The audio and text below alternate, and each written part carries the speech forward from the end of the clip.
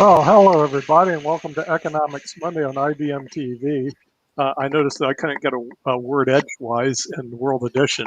It was like dominated by several of the players that were out there, as they would say. Hey, all the questions were directed at me. It's not my fault. Yeah, well, the thing is, I don't know why people think Australia's that interesting, mate. I just don't get it. But No, they don't think Australia's interesting. They think I'm interesting. Certainly certainly more interesting than listening to some lawyer in North Carolina, whinge and moan.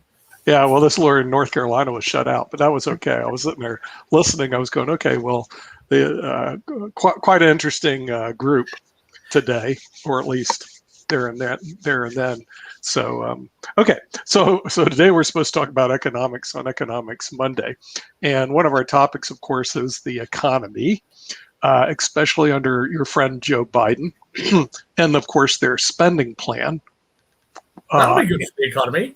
And the national debt, which David K. Walker, who's not going to be joining us today, by the way, used to complain about the national debt, but apparently gets no traction and the Federal Reserve doesn't care. So, Sasha, as an investor, should we care about this national debt? And the, they're looking to spend another $5 trillion, not billion, but $1 trillion, and put it on the U.S. paycheck, U.S. debt card. As a matter of fact, we're going to give away billions of dollars to third world countries, but the only way we can get those billions is we have to borrow it. So is the United States in like this decline by shooting themselves in the foot all the time by borrowing money and giving it away?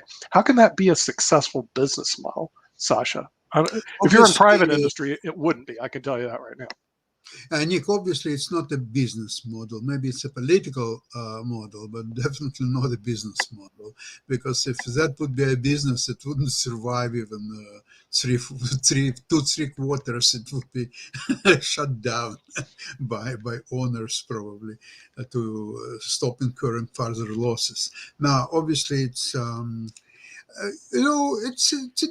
in fact, it's a not simple issue. It's a very difficult issue. So on one hand, if a country has all liabilities in terms of pension and medical liabilities, and we are running into hundreds of trillions of dollars. Some people believe it's over 100. Some people believe that it's closer to $200 trillion. Then what 3, 5, or even $10 trillion, what makes a difference, really? So it will be not $200 trillion, but $210 trillion. Oh my God, 200 was okay, but 210, oh, we're going broke, it's impossible, we have to run away for cover and so on. That's not quite the case. It's current liabilities versus future liabilities, and we're worried about the rate of inflation.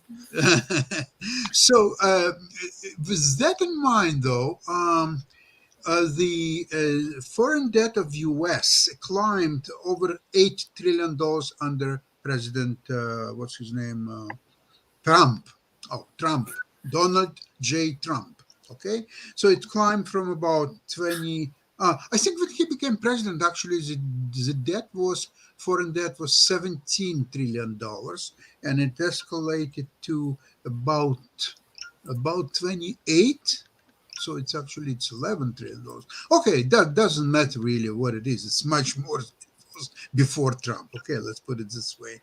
So now, is it so dangerous to incur further, say, $3.5 trillion?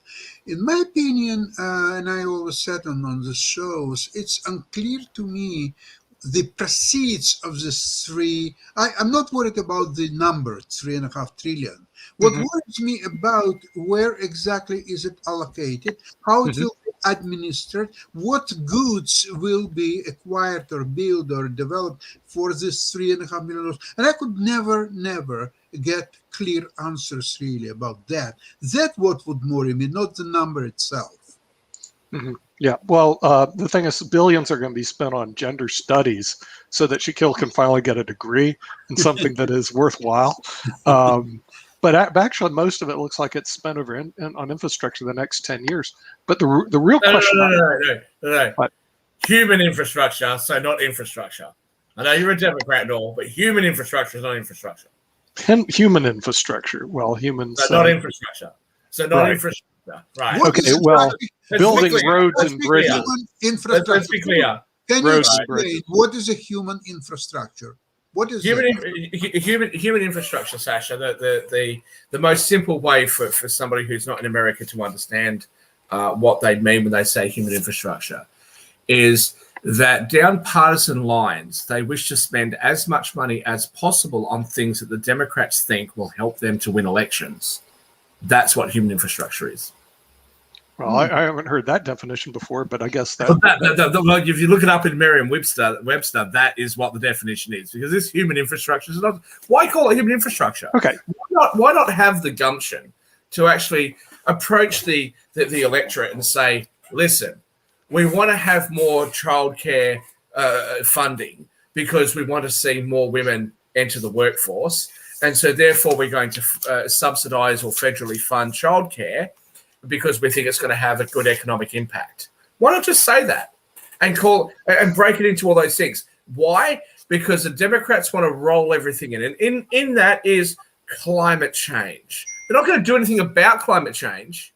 They're not actually planning on doing anything about climate change. They're just going to fund things that make it sound like they're going to do something about climate change. Yeah, but is it a government function to really fund childcare? I mean, I guess I was brought up. No, in it's not, Nick. You should be a Republican again. Well, I am on this particular issue, although my wife disagrees. I'm a Republican on that issue because I was brought up in a family that, look, you know, if you're going to have a kid, you got to pay for it. I mean, that's your responsibility, not shove it off on somebody else's.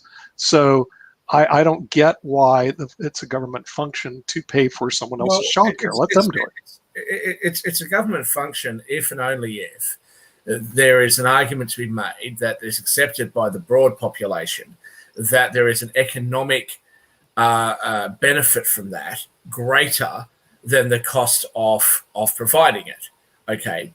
That I would understand. It certainly helps women who would otherwise be unable to enter the workforce to both have children, which we should encourage, and enter the workforce. Okay, but then I also grew up in an environment that they shouldn't be in the workforce. But that, Nick, should be debated as a separate issue. It shouldn't be. We are voting for infrastructure. When we say infrastructure, we mean childcare, because childcare is clearly not infrastructure. So stop lying and just bring out all of the things that they want to fund. Are valid things, actually. I've read. They're all valid things, but there's going to be support and opposition, and some of the people that will support one thing might oppose something else. So they should be done separately. Instead, they want to push it through, and then what they want to do is they want to usurp the sovereignty of the people and usurp the sovereignty inherent within democracy by ramming it through reconciliation. What an abuse! That is absolute. Even if you agree with everything they say, you have to understand that you don't always get what you want in life. Okay, I want to beat Sasha at chess. I can't. Okay, you don't always get what you want in life. Okay, and the idea that what you're going to do when you don't get everything you want is to force something through the reconciliation process. That is an absolute abuse of the political process in the United States. I just think that we also this whole mania that women have to be in the workforce. Look, if you're going to raise a child, you're in the workforce because that's a lot of work. Taking care of the house, taking care of a child. That in itself is a job. Why do you need to be? Come on, it's a lot of work. I mean, rather than going trading on the Forex, come on, raising a child. So by your theory, women should be delegated to stay at home, look after the kids. You know, make me a sandwich. I don't see what's wrong with life for. Are you sure you're a Democrat? No. Well, like I said, I grew up in a Republican household, and all my family's Republican. I'll have it try hard because Republicans of yesterday were very. But I'm just saying that it's just like this. The other day on TV, this was to me hilarious. Some lady was getting an abortion, and of course Texas put really some clampdowns on getting it. So she had to go to Colorado to get it. And who's going to pay for her day off, another of work? And I'm going, you're going out and you're going to kill a baby and you're worried about getting paid a day for taking a day off from work. I don't get why the media didn't say, now, wait a minute, shouldn't we take a look at this again? She's concerned about her getting paid. Are you losing a sure day's that you're work? Why is she going out and you- killing a kid? like, I don't get it. Nick, The media how said dare nothing. you? It was like, hey, it's Nick, okay. Why don't you Nick, get paid? how dare you talk about personal responsibility? What are you doing in the Democrats? Well, the That thing was is, the Democrats of yesterday. I know when you first went over to the Democrats, those sorts of views were the views they had. The Democrats have left you, mate. The Democrats have left you. well, I don't get why that logic wasn't challenged. In other words, the media didn't Why are you challenge a that at Democrat? Because all. that's what the Democrats are currently pushing. Why do You you? know, and the It's thing is, funny to me. like I'm supposed to get paid a day to go out and get an abortion and go kill a kid. I just don't get it. And in her brain, that was okay. Now, granted, she already had 2 or 3 kids. Then why didn't she get, what do they call it? You get your tubes tied. I mean, look, if you don't want kids, go tie your bloody tubes, and you don't have to worry about abortions anymore. And guys, if you don't like it, get a vasectomy. Nick, Why they don't even mention that as an option? I just don't understand, Nick, because I why think that by tying her push tubes, personal she's responsibility. killing potential children, right? So it's still killing. The only thing is, well, potential children. Well, let's put it this way: it's not. Hey, look, hysterectomy stopped the abortion issue. Okay, but it's like not given as a option. It is a real option. It's even worse than abortion, Nick. Because Why? with abortion, okay, so she had an abortion, she still can get pregnant maybe a few months later and maybe have a kid, or maybe do another abortion or whatever she decides at the time. Now, by tying her tubes, that's the end of the story. She will not have kids. So she killed so many potential kids. She could still have in her lifetime 10, maybe 12 kids, maybe even 20 kids. True, but too bad. She kills all of that. So it's even worse. And that actually should is that what anybody tying their I've never seen the arguments. Okay, so what we've established so far in the economic what show is wrong with vasectomies and hysterectomies? What we've established so far on the show, the economic show for today, is that we've talked nothing really about economics. We've established that Nick is really still a Republican and Sasha is actually a Catholic. That any kind of sex that could result in a child that doesn't is akin to murder. Well, okay, we're on the same page. Okay, Good, but you know why? We discuss I'm this issue, and we don't discuss the national debt, which is really a hard issue to discuss. No one seems to really care that we're going to go in debt $5 trillion and give away a lot of money. Because of their brain, it doesn't mean anything. We're more interested in abortions than going heavily into debt. What do you mean nobody cares? The Republicans and half your country is screaming to high heavens about the debt. People care. Well, they People should. care about the inflation you've already had. Okay, $1.50 up per gallon in fuel. Like, people care. Now, I know the Democrats. I know the Democrats like to give some gifts to people. Hey, like last Christmas, hey, you saved 8 cents per hot dog at Christmas or whatever it was, right? I know that they love to do that. But Americans are sitting there going, well, I'm trying to fuel my car. I'm trying to buy food and stuff, and things are out of control as far as prices are concerned. So, yes, people care about the spending. And I actually happen to agree with something that you said, though, or it might have been Sasha that said it. I don't actually care about the headline number either.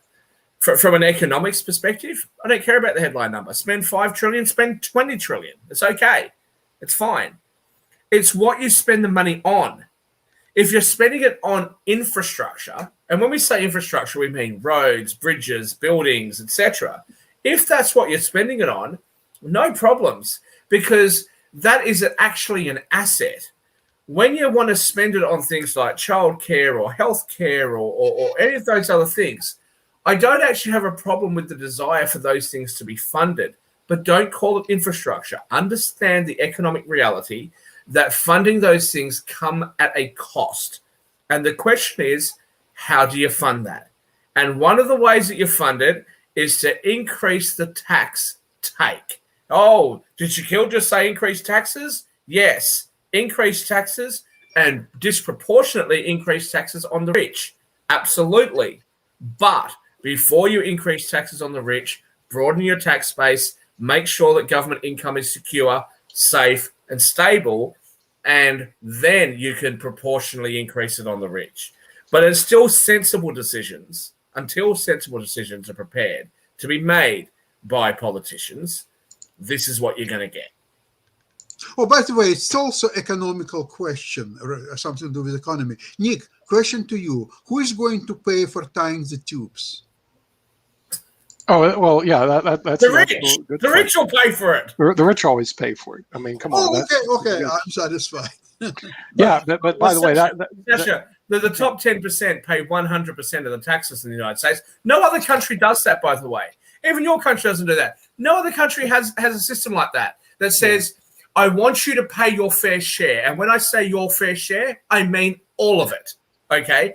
And by the way, now that you've paid all of it, you're a greedy bastard for not offering to pay even more.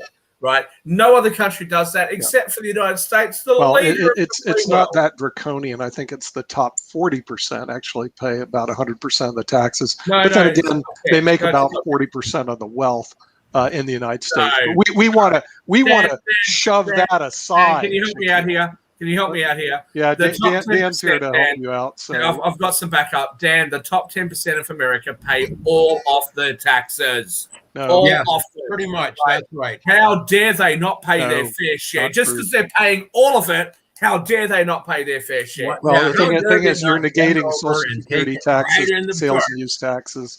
You're taking off the table sales and use taxes. You're taking off property taxes. You're taking off the table Social Security taxes. All you're looking at is one tax.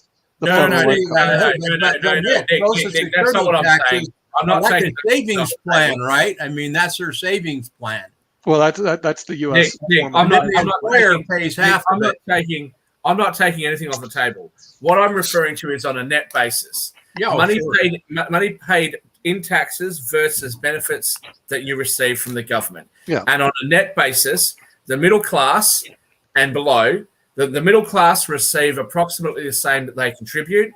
The lower percentile receive more than what they contribute, and on a net basis, the wealthy pay 100% off the taxes that on a net basis goes to the government. And Joe Biden comes out and says, with that really, like he means it, I really mean this. I've meant this throughout my career. Okay, I owe $500,000 in back taxes, but just ignore that just for a moment. I just want you to pay your fair share. What's wrong with just paying your fair share? Why can't you pay like everybody else? I can tell you, if I move to the United States and heaven forbid, become a green card holder or a citizen, that's exactly what I want to do. I want to pay like everybody else in America. I want to pay zero. That's what I want to do. I want to pay nothing. So when he says he just wants you to pay like everybody else, what does that mean when 90% of the population pays nothing? Well, he wouldn't be paying the $500,000 back taxes if he hadn't got his butt caught. Dan, it's not a problem for him. All he has to do is get his son to get a straw and on some fake canvas, gets paid off one photo. Exactly. one painting. You come to someone's house. This is my Rembrandt. This is the Mona Lisa. This is my Biden. Now, Nick, you have no moral ground to talk about this issue. I mean, it's very clear what's happening in the United States as the rich folks are taking to the cleaner when it comes to the tax system. Now, they're not taken to the cleaner quite as much as they used to be taken to the cleaner. And so, but to say they're not paying their fair share is a little disingenuous. He's Nick trying to prove me wrong. It's not going to work. It's really not that hard. It just says let's read some charts for a change, and you'll notice what happens is that the top 1% have 70% of the net worth, and the bottom 20% have 2. Okay, and so the thing is, they pay more taxes, but they have all the money. I mean, the thing is, why are you complaining? But we already agreed on that. And when you say let's talk about the bottom. Yeah, go look at the chart, dude. Okay, you're sitting there and you hog all the wealth. The wealthy people hog all the wealth, and then they want to redistribute the taxes equally. Give me a break. Yeah, So The thing let's- is, let's- and then you let me ask- complain, let me oh, ask- they had to pay 100% of the taxes. Okay. Oh, but they have 100% of the let me net ask worth. Dan. Let me ask Sasha a question, okay? Sasha and Dan, the first job I had, right? Because I was too smart for school, so I dropped out of school, and I actually had to go back because work You and Bill sucked. Gates. But the first job I had was as an apprentice glazier, and I was so upset about this. When I got my first paycheck, I earned $6 an hour, which worked out to be $250 for the week. And the federal government took $50 out of my pay packet for taxes. I was astounded. How could they do this? Right? Let me ask you, Sasha, the very first job that you had, how much did you earn? And what age were you when you first started working? Dan, same question. How much did you earn per hour in your very first job? And how old were you? Sasha? Okay, my first job was in 1976 in Toronto. I You was didn't work back in the USSR? Well, it's very different thing. It's different there. Okay, I was I was teaching, and I was in the Soviet Army or so on. So I was still too young to really. Okay. Put it And up. so you first moved to Toronto. First, my job You in can't really speak the Toronto. language. You're just starting out. What was your first job? How much did you earn? Okay, I was in 1976. I was making $270 a week by working as a music illustrator. What that means, it was a music store, and somebody would walk in a store, take some notes, some published music, and he wanted to listen how it sounds. So I would have to, at the piano, immediately play that score for him, so he would appreciate whether he likes his music or he doesn't like the music. And based on that, he would actually buy this score, or he wouldn't buy that score. Now, Sasha, just answer with a yes or no. At that time, did you feel oppressed? Just yes or no? No. No. Okay. Dan, first job that you had, what was it and how much did you earn? Well, I was 8 years old. It was Okay. 1965, and I was moving sprinkler pipe for a farmer. And what And did you earn? I think it was $1 a line. Okay. Did you feel oppressed? No. Are you sure?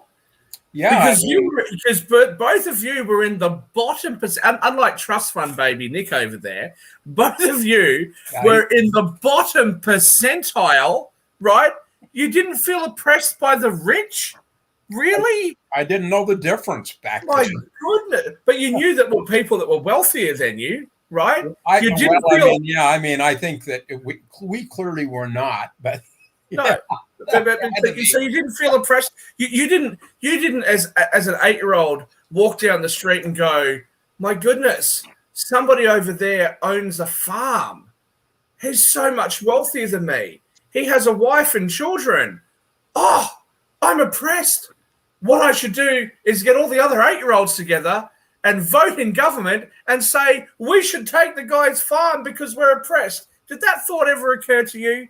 never occurred to me once. Okay. Not once. Must just be democratic thinking then. Okay. Nick, back to you.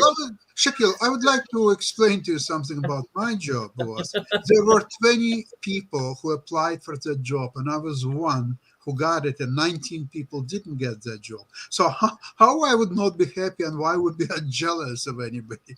Well, exactly. But what you should have done was you should have see, Sasha, this was your mistake.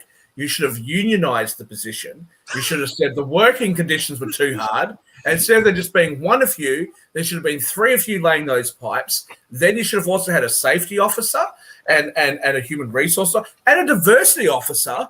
You should have had all of these things. And instead of it being $1 a pipe, it should have been $100 a pipe so that no pipes were laid until such time as the person you worked for went broke and the federal government would come in and pay for it themselves. That's what you should have done, because that's what Nick would have wanted, because that would have furthered freedom and the economy of the United States.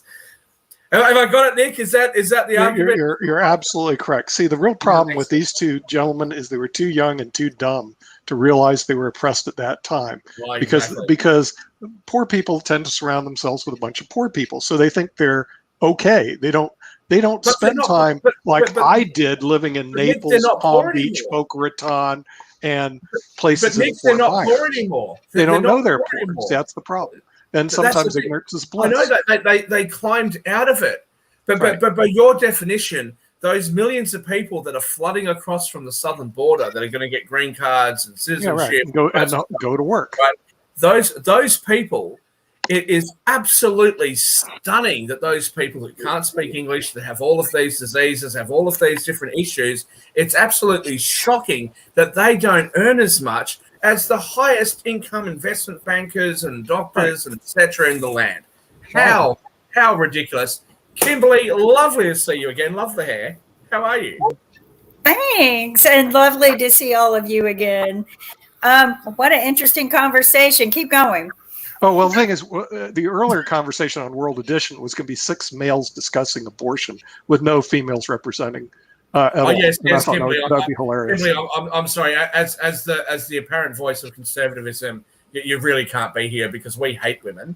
We hate women's healthcare. We hate women, and if we dare to express any kind of view, we couldn't dare. So Kimberly, to respect your sensitivities, you really should probably leave and go to the kitchen or something. That's what Nick thinks is. Men discussing abortions for women. It's pretty much just like how our system is, right? They're going to determine the outcome of what our results should be. I think it's all quite funny when you're supposed to separate church from state, church from law, but we don't do that very well. But this sounds like an economic discussion. So it's barely. It's economic. The real problem with the economic discussion is that the boredom of increasing the national debt doesn't seem to register with anybody. So immediately you got to turn to the other issues. Nick, the reason you brought it up is because it does register with people. When you say it doesn't register with anybody, it's because you have depersoned anybody who's a Republican. Half your country is upset, more than half. Half the country that vote Republican are unhappy about the debt, and there's a whole heap of Democrats that are unhappy with the debt. So when you say it doesn't register with anybody, like who are you talking to? I know you work at a university, but who are you talking about? Well, can I interject just for a second? With the current government programs that we've had, the 2 same ball teams for the last 200 years, you're always going to have 50% of the people unhappy. It's just the way it goes, right? Divide and conquer. I think our government officials figured this out. And so they are conquering us and controlling us by having this divide. It's just my opinion. Probably true. It's been like that for 200 years. Come on. We can't get any better than that. So, in fairness, Kim, though, it hasn't been like that for 200 years. I said this on the previous show. It's fairly rare, actually, in US history that elections are this divisive. When Trump won the first time, it was a fairly close result. Obviously, Biden's result reasonably close, 306 electoral college votes. And prior to that, the closest I believe, I might be wrong, but the closest we had was George Bush versus Gore. And even when George Bush was re-elected, it was still relatively close. But generally speaking, you see some really massive results. Clinton's result was 400 and something. Reagan won almost everything. FDR won everything. Nixon was well into the 400s. So there tended to be, 2 stark choices that were put before the American people, and they chose, and they were actually quite strong results one way or the other. So you knew whether or not the country had actually accepted or rejected a particular ideal. And I think that this is quite a crucial point in American history, because there's that question about whether to increase social services and social funding, increase taxes, or whether to decrease it. And the country's split on that issue, actually. The country hasn't, and now it's almost a decade now, where the country hasn't been able to decide that. Because, they haven't, because there isn't a very clear mandate. Biden didn't win by 500 electoral college votes. Trump didn't win by 500 electoral college votes. So, that question, I think, is still there, and it's not answered. And I think that there's perhaps a truce that should be had rather than a at each other's throats kind of fight. I hope that this moment passes and that America can be, more united than what they have been for the last decade. Shaquille, may I ask you, according to what you just said, then the government may as well stop functioning, forget about any projects, and just wait until 2024 election, which will hopefully clarify. And if it's not going to clarify, then we'll wait until 2028. But hopefully by 2024, it will be clarified who is actually in power. And we have to establish that it has to be 400 electoral college votes. Oh, if not 400, then 385. There has to be some number at which everybody agrees that this is legitimate government, legitimate president, go ahead and govern. But if not, that's not the case. If it's only 370 votes, it's weak. It's weak. It's not enough. You cannot govern. That's not what I said at all, Sasha. Not That's at all. not what he said. That's not what I said at all. But let me clearly answer the question for you as far as my opinion on this issue. Okay, the most important thing that we have had in our history as humans is the advent of liberal democracy. In liberal democracy, I know there's a lot of talk in many countries around the world about having a centrist party. We shouldn't have a centrist party. That is a failure of the political system. What we are supposed to have, as most nations and every nation in an advanced democracy has, is a two-party preferred system where you have a party that is centre-left that looks after the rights of workers that may otherwise be forgotten about if business is taken care of too easily. I'm obviously oversimplifying. And you have a centre-right party that focuses on business and economic growth. Those two parties are supposed to be there. No Republican who cares about the virtues of liberty should ever want to destroy the Democrats. No Democrat who cares about the virtues of liberty should ever want to destroy the Republicans, because having a two-party preferred system means that you want there to be strong and competent opposition to your views so that it acts as a check and balance against you. What is happening right now should be a very good moment in American history because things are so close that Republicans and Democrats are able to check each other. Instead, what we are seeing is an all-out war where Republicans and Democrats are trying to destroy each other. On the Democrat side, they say, let's stack the Supreme Court, let's push things through reconciliation, et cetera, et cetera. And on the Republican side, they want to play all sorts of political games in order to undermine and destroy the Democrats. Both parties are doing un-American things. Both parties are doing things that are going to destroy and diminish freedom and liberty that has been fought for centuries by the human existence. It is appalling, and those politicians should be called out on both sides of the political aisle for it. But it's been like this forever, Shaq. I think to me, it just feels like, wow, this is just the way it always is. And every time we get a new president, we also run into the government's going to shut down. Oh, my God. And they point fingers at each other going, it's his fault, it's her fault, it's their fault. So, I mean. But did that happen, Kimberly? I figured it out. I figured out their secret. They do it on purpose to keep us divided so that they could go on and continue their own shenanigans for their own benefit. You know, that I always hear, oh my God, you know, the law is going to change and it's going to hurt the taxes that my dad and his dad built for years. And we're going to lose all, you know, and the difference was whether you were 10 million or 20 million, I'm sorry, it didn't, as long as it's not hurting the middle class hardworking, really, we shouldn't care because those are the ones who we stretch too thin to support the rich and take care of the poor. We got to take care of the middle class. And, Nick, I do have a question, seeing how it is Economic Monday. I went to a class 2 weeks ago and I learned something very appalling. There are actually, we have this great tax avoidance program that we can do. Tax avoidance, not evasion. Avoidance is legal, evasion is not. But you can write off your travel expenses for business. But there are some countries that are listed that we cannot do this with.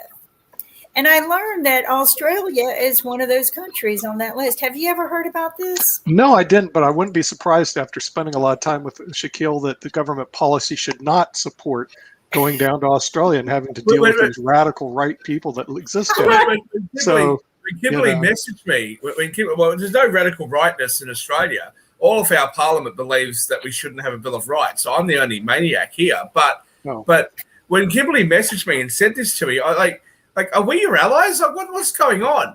Australia I was West travel. What is going on? I here? didn't hear of that before, but you invoked I my know. curiosity now. I mean, is it true that we've delegated Well, Australia? let to me the tell you this. second not class just citizen? Australia. There's a list. I will bring this up. There's a And- list. You Not can't just write off going to Australia. I mean, I okay, said to Shaquille, Kimberly, forget it. I'm not going to visit you if I can't. I said to Kimberly, I'd bring this up, and let me tell you, the moment that COVID is over, I will be, and I'm not just saying this to be, hyperbole.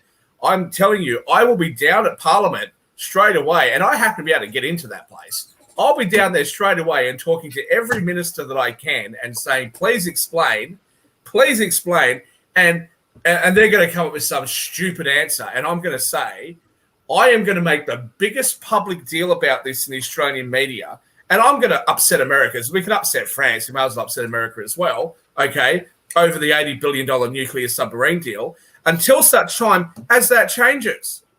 Yep. Like, are we your allies or what? You've got countries. You can go to Afghanistan, according to that list, and claim that back on tax, but you can't come to Australia and we're your allies? Please. and it's not just Australia. There's a beautiful list that they make. I think it's all based on who wants to go where and when. Congress makes these laws. So, but anyway, I was shocked. I was very shocked when I saw Australia on the list. I didn't look at all of them. I'm just like, that's just the way the U.S. is. We're going to pick and choose. But there are so many other things, and this is also another point I want to bring up about the taxes. If you want to stop the refugees and the illegal immigrants from coming into this country, as they walk in, hand them a tax bill of rights, not bill of rights, a tax bill the minute they walk in the door, It's and then 70,000 you're pages. under audit. I'm going to tell you what, you will have them running to Canada in a heartbeat. So Sasha won't appreciate that. you don't just give them a tax bill, but you say, oh, and by the way, you're under audit. We don't care that you don't have any money. We don't care that you're not, but you're under tax and you're under audit. I like the idea. Rid of I the like the refugee. idea, Kim. Before somebody, You'll get rid of them. this is why your immigration rates from Western countries are so low. I actually like your idea. Instead of having people take the Pledge of Allegiance in front of the US flag, right? Because you guys don't like the American flag, you want to burn it and all that sort of stuff, right? And you hate your country. Absolutely perfect. And everybody loves, over government, over regulation. What you should do is at the border, get every intending immigrant to put their hands up in front of a flag of the IRS's symbol, right? And recite the US tax code. And if they agree with all 70 pages, then they can be a citizen. And if they want to go to any kind of sanctuary city, they should additionally be required to recite the sanctuary city, like California. If you're in California, recite the Californian tax code. If you can recite that and you still want to be an American, you know what? Welcome. Well, here's the other thing. It's not just recited. I think they should have to undergo an audit. I think every person coming in should have to undergo an audit. And you know what? I think every senator, you just mentioned something, every senator and congressman, before they take office, they should have to recite the tax code. Oh, no, it should be mandatory every year. Right, Dan? You agree, don't you? It should be mandatory every year. Every year there's an audit on every US senator. Absolutely. And even non-US senators. The IRS should audit non-US people. They should audit Sasha's Justin Trudeau and all those sorts of things. No, they're going to have to audit his mattress. That's where he keeps the money. So. Dan, what do you think? Dan, could you live with this? I know you're a bit more on the Well, Republican. I think that Nick should Right, so definitely could you live with an immigration policy that said if you can recite and swear an allegiance to the tax code of the United States, welcome, you're a citizen. Could you live with that? Well, no, that's something that they need to understand when they come here. And the truth is, we actually have to believe that we're going to tax the suckers instead of letting them slide in the under the table economy, which most of them Bingo. do.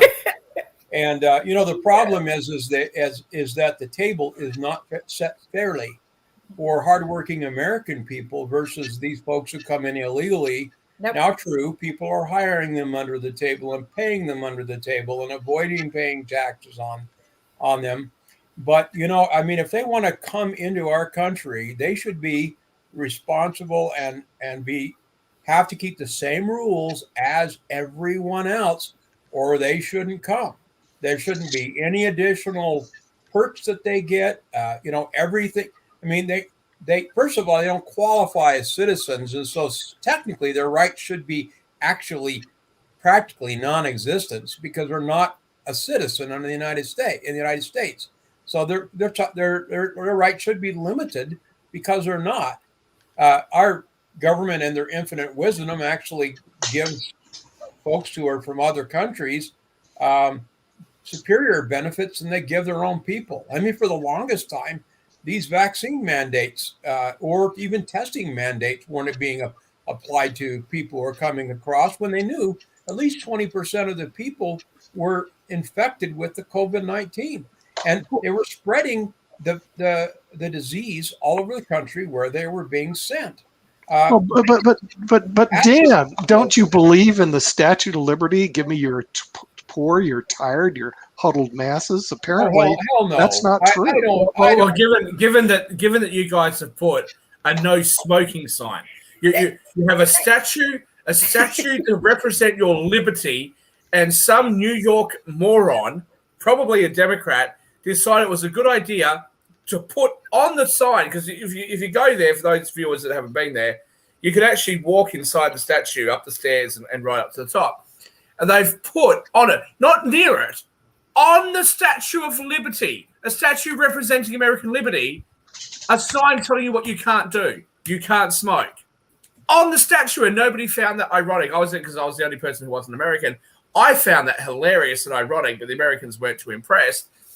But what I will say is, given France's, current state of opinion with America, maybe they should take it back. Maybe they should say, no nuclear. We're taking back the Statue of Liberty. Or they can go to France. I mean, we can cart them off to France if they're so happy. And see, the thing that's kind of ironic. The Democrats or the French? Yeah, is the fact that, we should have similar immigration laws and as strict immigration laws as every other developing country in the world. And we don't. It's sort of like, go collect $200 at the border, and there's no consequences for coming in illegally, or very few. And, by the way, we're going to send all these Haitians back to Haiti, but then they end up being sent to these cities and being dropped off. It's just not fair to the American people and to our economy. How much are we spending flying them back? Why are we not putting them on a bus and driving them back? Why are they getting a flight back? I mean, I have issues. Bus to Haiti is going to be a bit problematic. But the point that Dan raises, I think, is a very important one.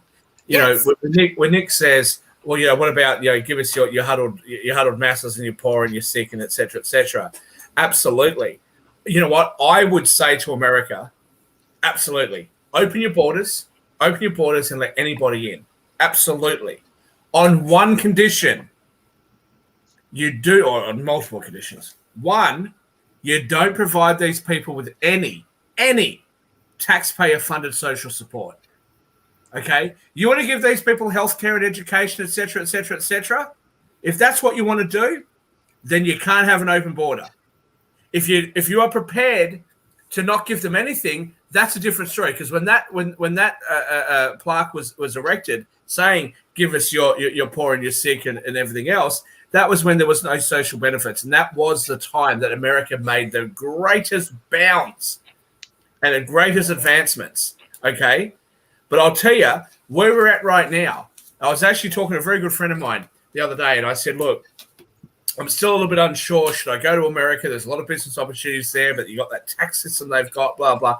And I've been talking for a couple of years now to various lawyers about what is the right way to come to America? What's the right visa for me? What's the right way to do it? Or should I just not go? Which is fairly high up on my list. It's just don't become American, right? And we're talking about all the different options. Now, I think that I'd be a great asset to America. I certainly would not be any burden on America. But if my children and Dan's children we're both applying to university, and my children are told, "Oh, you're not white. Sorry, I didn't realize." Well, because you're not white, welcome in. And Dan's children are told, "Oh, we're going to admit you, but now that we look at you, you're white." No, sorry. Like, you got the wrong skin color. No, you can't come in. Right? That would upset me, and that is something that that actually plays on my mind more than the economic benefit of me moving to the United States, if there is any, right? Why do we need to reduce people down to their skin color? Okay, why do we? The white people are already less than 50%, so already the minority in the United States. How is that good economically? How does that bode for the future of the United States to have these sorts of rules? You've got a huge debt. You're letting immigrants come in across your southern border with no plan at all about how these people are going to work or whatever. A lot of these people have health issues. This is all coming at the cost of the taxpayer, but it's not today's taxpayer. Everyone likes to say that. Oh, where are my tax dollars going? It's not your tax dollars. You're not paying for it. It's the tax dollars of your great-great-grandchildren that are going to have to pay for all of this. Hey, Shaquille, I would bring all those people in the border and put them to work immediately, because we have a government project that we need to do. And here's what I'd have them do. I'd say, we have this wall we need you to build, and it's sponsored by the Republican Party. And the thing is, we got work for you to do to lay cement and start building the wall, because we need workers to help build that wall. So I would hire them immediately. I got a better idea. Why don't we just let them? Donald Trump wants you to do that, but please explain to me. It solves a lot of problems. You put 20,000 Haitians to work to build a bloody wall through Mexico. Your beloved Biden has decided to spend $2 billion. This isn't in the news cycle anymore. He's spending $2 billion to have workers not build the wall, to leave all the materials there and to stand there and guard it and not build it. $2 billion. Where's the justification in your mind? There isn't any. I would have him hire the Haitians. Got about 15 to 20,000 of them that need jobs. Fine, we have a job that Americans don't want to do. A better idea, and that's called build that stupid wall. Hire them and have them build the wall.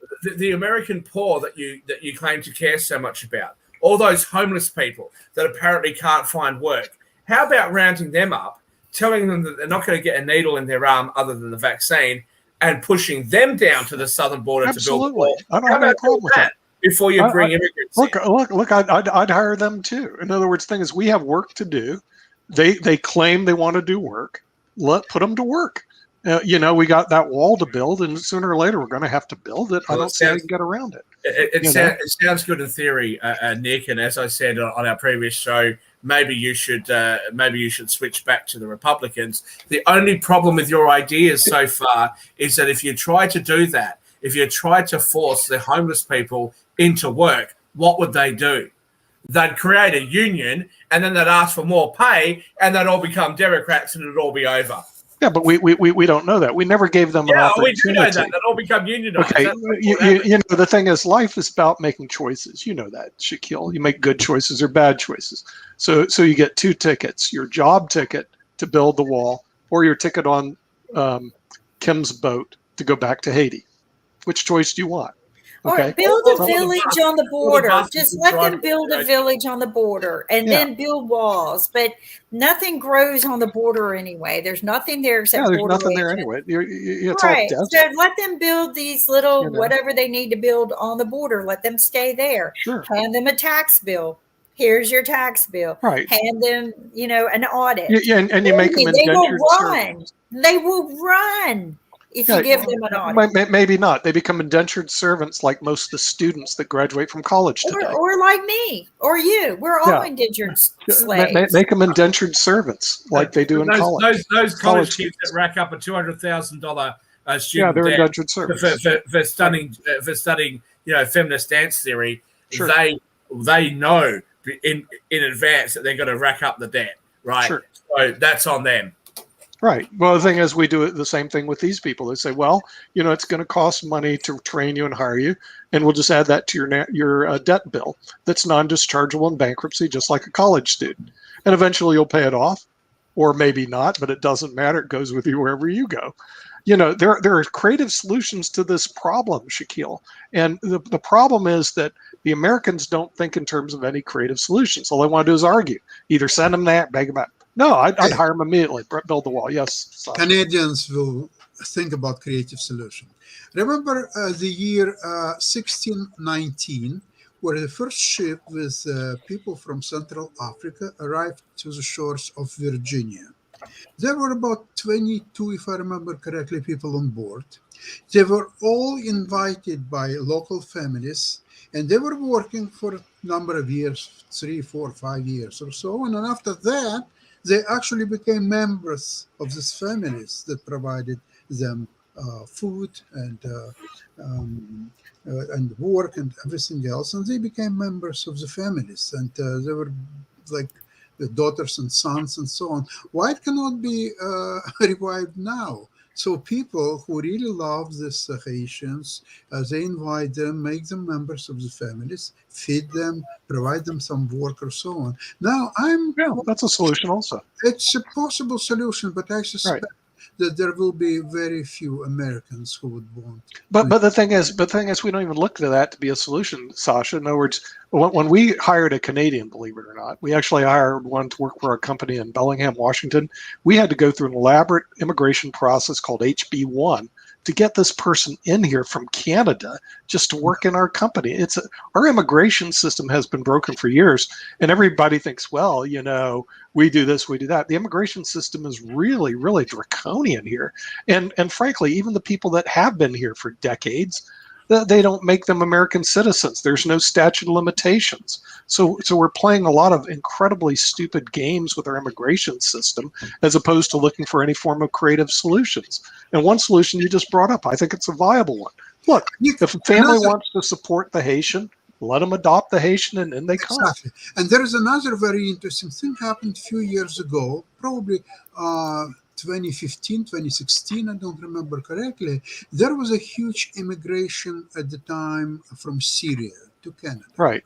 And what apparently happened is that a lot of Syrians, several thousand Syrians immigrated to Canada, and nobody ever heard that they applied for government assistance or any government programs or so on. And I couldn't figure out how they could do it. Apparently, there was a big article in one of the Canadian papers, probably Globe and Mail, that all these people, they were adopted by Armenian community, because most of these people were Armenians. They were Christians living for generations in Syria, and they adopted them and actually brought one by one, providing all necessary paperwork and so on. So they came all legally, but they never applied for any assistance. They were all provided shelter, food, and everything by Armenian community in Toronto, and very soon they were working and studying, and they became members of community very, very quickly. Mm-hmm. Right. Yeah. Well, I mean, the thing is, our immigration policy is not designed to bring in the best and brightest and the hardworking people, but a lot of people that apply, that try to get in, the best, brightest, and the hard workers are denied. The ones that are hard workers are still here, are considered illegal, and whose fault is it? It's got to be the fault of Congress. And it's got to be the fault of your president. They're the ones who are not taking leadership and getting this thing solved. And they're not innovative at all. So, we came up with 2 possible solutions right here, and we did that in less than an hour, and they have no solutions. That's always like, well, where are you going to stop them? Send them back? We're going to bring them in. We don't know what we're going to do because the government is brain dead. I mean, why does Shaquille insist on creating a huge government? I have no idea. They're the worst. I don't want there to be a huge government at all. But as I said, I find it I just personally find it, unbelievable that people in America, especially Republicans, actually, that they love to say, oh, so many people want to move to America. Really? Because the quotas, even on the green card lottery, the quotas from Western countries are basically never met. You've got a special E3 visa, which is only available to Australians. And now, after a decade of that, they've decided to allow the overflow to go to Ireland. Okay. No, I get it. I mean, I'm just reading Mark Lee's comments. They're now allowing Ireland. Now you've got 2 countries, and you still can't meet it. It's only 10,000 a year, by the way.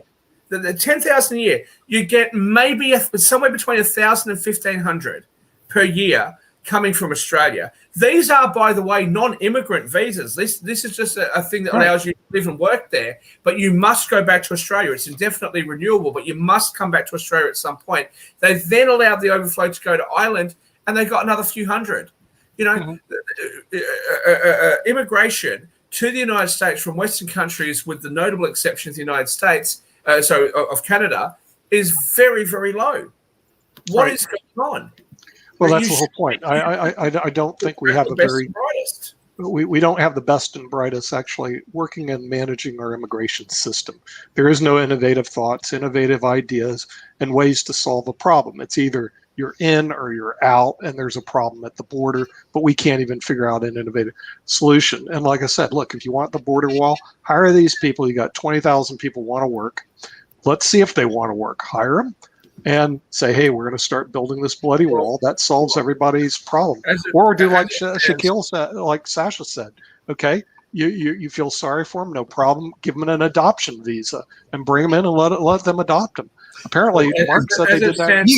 As it stands right now. I'm ready to elaborate on that, actually, just a bit.